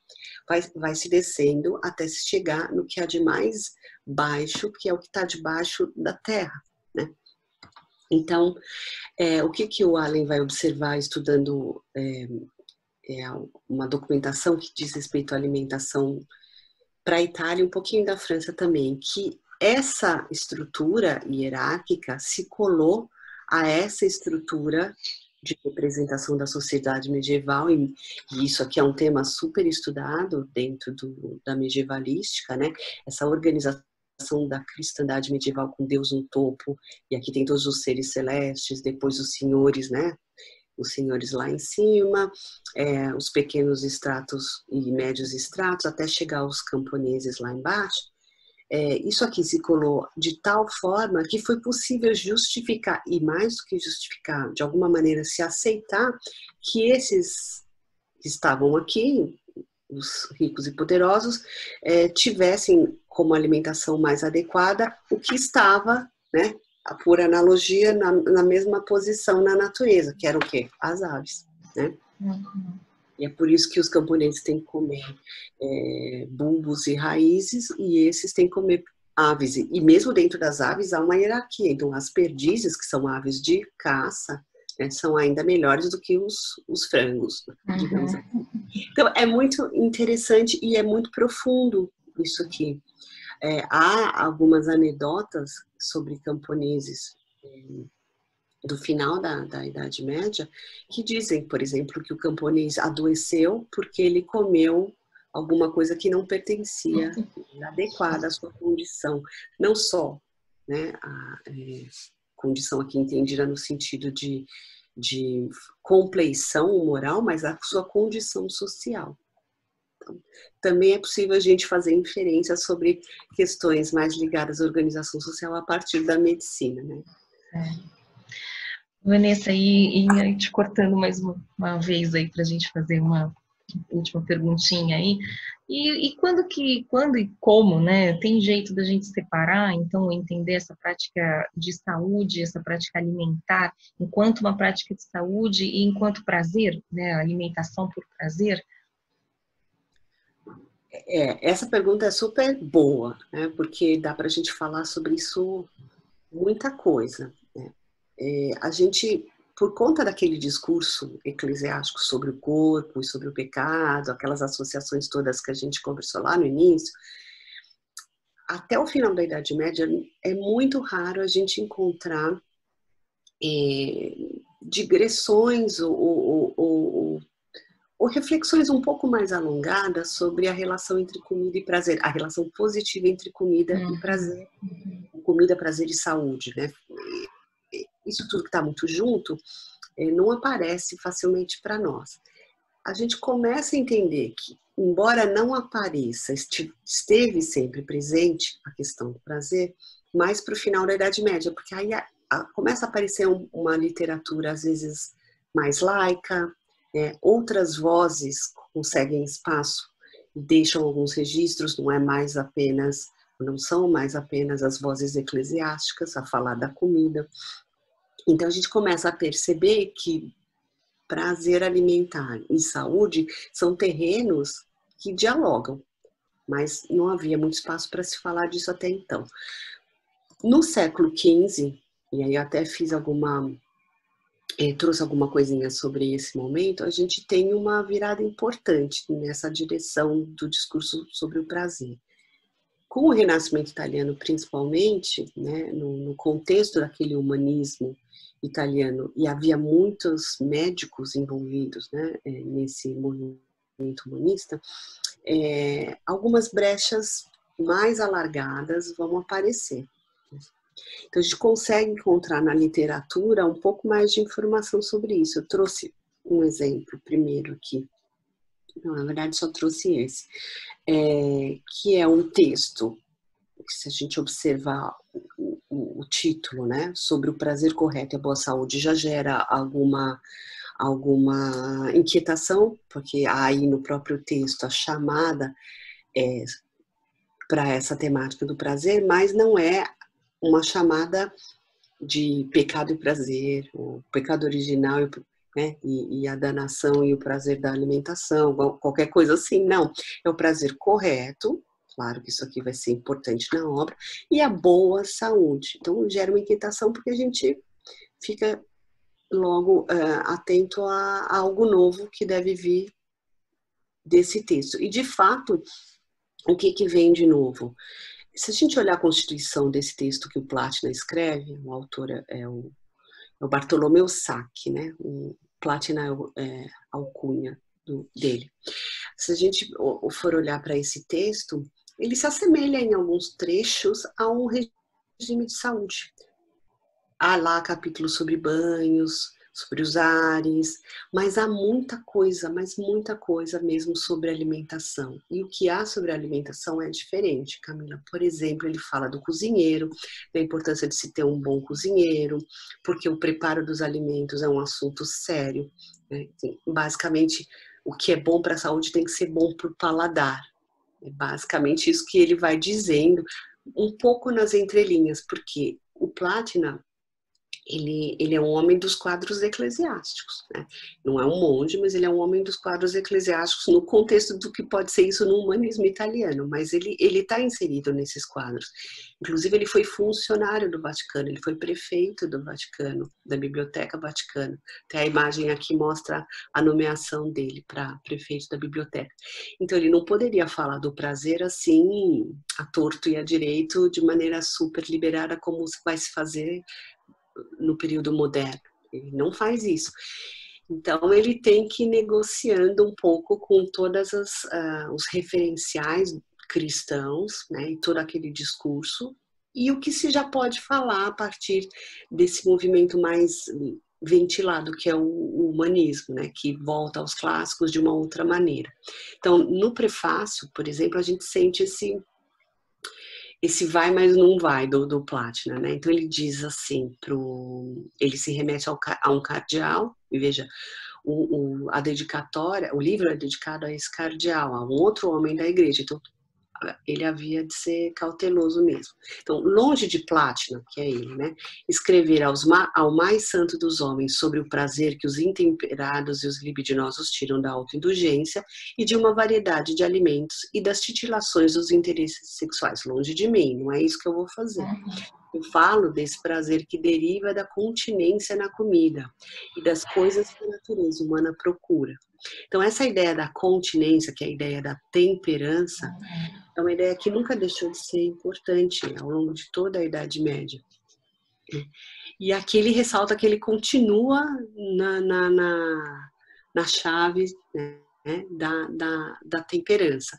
Porém, quando a gente lê o texto, a gente percebe que há mais espaço, que ele não está falando daquela temperança lá do discurso eclesiástico alto-medieval, de maneira nenhuma. Aqui é uma outra coisa. E a temperança, o conceito de temperança é muito interessante, até acabei não falando muito disso, porque é um conceito médico, né? A medicina moral prega o que? O equilíbrio dos humores, o tempero dos humores. A gente tem que temperar as coisas para chegar naquele ponto de equilíbrio, lá, da crasis, que o Ive falou na aula passada. E a temperança é um conceito também importante dentro da teologia cristã. Então, eu acho que essa é uma via interessante para pensar por que a medicina pagã da antiguidade entra, né, como cânone, é chancelada pela igreja, e a medicina pagã germânica não entra, porque a medicina clássica trabalha com essa ideia de temperança e ela é apropriada, não é que ela é apropriada, mas ela pode ser manipulada de um jeito bem interessante dentro manipulada no bom sentido, né, de manuseada, de um jeito bem interessante no contexto mental da Idade Média. Então, daria para a gente falar mais um montão sobre o prazer, mas não vamos poder, Camila. Eu trouxe só para terminar e mostrar o outro lado da balança, né? De um lado está o prazer e já essa literatura mais leve, né? Que vai desembocar lá numa literatura gastronômica, digamos assim. Do outro lado da balança, uma literatura que traz um cenário mais duro, né?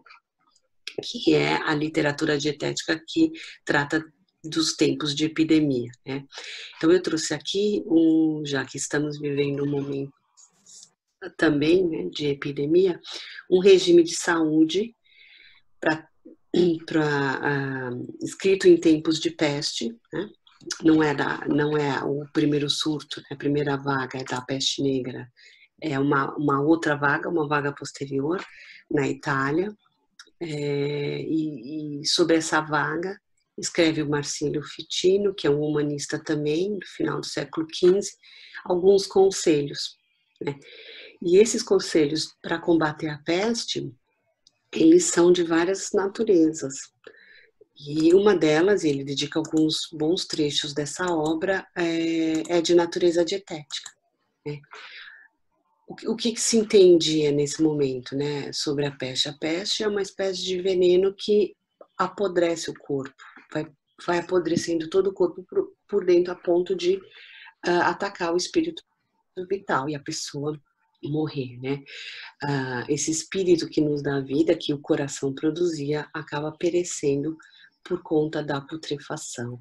E as coisas apodrecem mais facilmente por causa da umidade. Então, tudo que era úmido, tudo que era frio nesse contexto precisava ser evitado, né? Não era nem o caso de equilibrar, era de temperar, era de evitar. Então, o Fitino, nessa obra, que, como eu disse, não é a única, e há outros que escrevem em tempos de peste também, mas como os seus colegas, ele combate, né, pede que as pessoas combatam tudo aquilo que facilite a putrefação do corpo. Então, se você mora perto de canais de água parada, né, pântanos, alagadiços, saia, deixe esse lugar, porque o ar que vem dessa água que sobe, esse ar que se junta lá em cima e depois a gente respira, acarreta essa putrefação. Se a gente comer qualquer coisa que seja de natureza fria e úmida, a gente vai facilitar também a putrefação dos tecidos. Então, em relação a todos aqueles aspectos da dieta, né, onde se habita, né, como se dorme, como se veste, e o que se come, o negócio é combater a frieza e a umidade, né? Manter o corpo fechado, ele diz, literalmente ele diz isso, né? Fechar todos os poros possíveis do corpo para não entrar nada. Então, transpirar também não é legal, né? Fazer muito exercício e transpirar ou trabalhar de maneira muito vigorosa em trabalhos mais pesados não é recomendado, né? Também ficar muito excitado com as paixões de todas os tipos não é bom, porque você precisa estar fechado, contido e não deixar, então, esse ar venenoso, que era o ar pestilento, entrar no seu corpo. Então, é interessante que é um documento muito diferente do Platina, mas escrito na mesma época e que usa a dieta, né, usa no sentido de trata, pensa a dieta, para problemas e contingências completamente diferentes, né? Então, é muito rico adentrar um universo de uma sociedade pela via dietética. E acho que era um pouco com isso que eu queria terminar, Camila, porque a minha ideia, sempre que eu falo desse assunto, é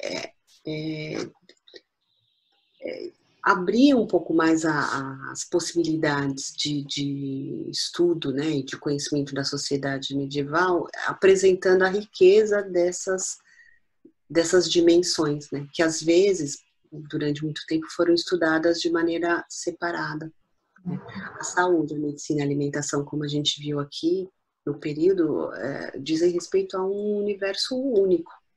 Claro que a gente pode resolver entrar por aqui, ou por aqui, ou por aqui, mas não tem como pensar um sem pensar o outro, né? E isso vale para a própria Idade Média, para outros problemas da própria Idade Média. Então, eu queria ressaltar esse aspecto, né, da possibilidade que essa temática tem para a gente conhecer melhor esse período, né? Ressaltar essa interconexão e também chamar a atenção, como eu já disse aqui em algum momento, que tem muita coisa para se estudar, né? Em termos de material, de fonte, de documentação. Coisa nunca editada, coisa realmente desconhecida, coisa pouco conhecida e coisa não estudada, que às vezes está editado, mas também ninguém se debruçou naquilo, né? E há sempre também a possibilidade de se voltar para as fontes antigas, aquelas super trabalhadas, e olhar com essa outra perspectiva para poder entender de uma maneira um pouco mais total a sociedade medieval. Acho que com isso eu termino a minha fala, Camila, e com esse chamamento para essa temática que até um pouco por circunstâncias muito tristes, que são essas que a gente vive, tem ganhado um destaque. As pessoas parecem que têm pensado mais nisso ultimamente, do ponto de vista dos historiadores, quero dizer, porque, de repente, a gente precisa entender, né, outras epidemias, outros contextos de saúde do passado. Então, é uma área que talvez até ganhe mais adeptos daqui para frente, por conta disso. Do que a gente está vivendo. Imagina, Vanessa, nossa, eu que agradeço imensamente. Enfim, foi uma palestra maravilhosa, uma conversa maravilhosa. Eu aprendi horrores, como sempre, como as outras duas. Eu não sou especialista, né, em Idade Média, enfim, mas eu acho que a ideia é exatamente essa, né, a gente trazer um pouquinho como outras sociedades, né? E que, como você disse lá no começo, que parece tão distante da gente, mundo medieval, obscuro e etc., mas que no fundo tem tantas coisas próximas, né? Tanta proximidade, inclusive com a forma de lidar mesmo, né? Com essas adversidades e essas questões mais desafiadoras, né? Que a gente está vivendo agora, né? Por exemplo. E eu acho essa mudança de foco, na verdade, né, da gente ter pensado mais na dietética, mas que no fundo, né, focamos na alimentação como uma prática de saúde, mas que envolve um todo, né, um conjunto de práticas que na verdade está voltada para o bem-estar humano, né? Eu acho que isso é, como você também já mencionou, né, Vanessa, é uma abordagem muito atual nossa, né? Que a gente está buscando mesmo essa visão holística, né? Da pessoa, do indivíduo, né? E que as práticas alimentares estão extremamente ligadas, né? Relacionadas a esse bem-estar geral, né? A uma prática de saúde mesmo para tentar evitar ou enfrentar, né, criar defesas para enfrentar essas adversidades, né, essas patologias e esse mundo desconhecido que às vezes aparece, né, então acho que a Idade Média é exemplar para isso, né, assim, é bastante interessante. É sim, e você sabe que é interessante porque é uma medicina tão longínqua, mas ao mesmo tempo ela permaneceu entre nós por muito tempo. Então, e a gente não precisa ir tão longe, se a gente vai, não sei, para algumas localidades mais rurais, onde há um índice menor de pessoas com acesso à educação, o que se usa é um conhecimento dito popular, mas que tem base nessa concepção que é mais integral, né? De saúde, né? Uma concepção que vai primeiro não invadir o corpo, vai tentar pela comida, pelo chazinho, pelo não sei o que, para depois partir para uma outra estratégia de ação. E isso que esteve entre nós, inclusive a própria medicina medieval, se a gente for olhar para a literatura do século XVI e XVII, ela ainda está lá. A ruptura vem só no XVIII. Ela chega mais perto ainda. Mas nesse momento do 18 aí com a ciência moderna, né, se consolidando, achou-se por bem se especializar, né, e a gente sabe que essa ideia das especializações dos campos de saberes foi muito advogada, e com isso a gente foi perdendo os fios que ligavam essas áreas, né. E aí essa discussão hoje do nosso tempo, de holismo, de medicina integral e tudo mais, faz a gente olhar para esse passado e tentar entender um pouco mais quais foram as nossas escolhas nessa trajetória e por que é que a gente agora está olhando de novo para isso com bons olhos, porque há um tempo atrás, e eu estou dizendo, sei lá, no início do século XX, era uma opção meio esquisita, né? Essa medicina integral que usa esses outros recursos, porque você tinha que é o especialista para isso, o especialista para aquilo outro. Agora não, essa já é uma ideia que vai ganhando de novo, claro, não é uma volta, porque a volta não existe, mas a gente vai percebendo como é que existe, como é que acontece esse movimento de apropriação, né, para o tempo presente. E essa integração, né, que você falou hoje você vai no médico, o médico vai no nutricionista, né, vai procurar uma dieta, né, nesse sentido que te causa um bem-estar, e muito interessante essa relação que você colocou agora no final, que daria outras horas e horas, né, de conversa do prazer, da saúde, né, da alimentação como prazer, alimentação em relação ao status social, né, aquilo que a gente hoje, né, inclusive tem acesso ou não, né, a comida ou não, enfim, não é todo mundo que come, né, que nem a perdiz lá na Idade Média que vai comer o caviar, né, enfim, são coisas que faz a gente pensar e relacionar muito esses exemplos, para trazer esses exemplos do passado, de outros locais, né, para a gente pensar na nossa sociedade, nas nossas práticas de saúde, né, e cura, né, médicas e medicinais como um todo. O prazer gastronômico dava uma outra conversa.